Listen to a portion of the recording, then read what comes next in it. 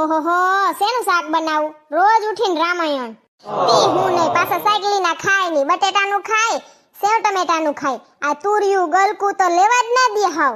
પાછું ભીંડાનું કરીએ તો એમ કે ભરેલ ભીંડાનું કરી લેવા ગયો મારો બાપો.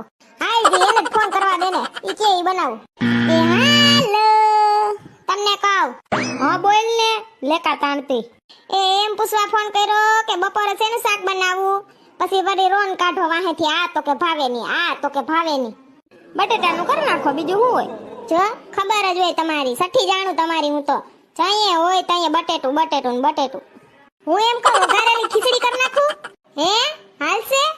તાર બાપાને ઘેરે કાંઈ બપોરે કાંઈ ખીચડી હોતા હશે? હાલી નીકળી, હાંજે જ કરવાની હોય ખીચડી, ગમે શાક કર નાખ હાલ.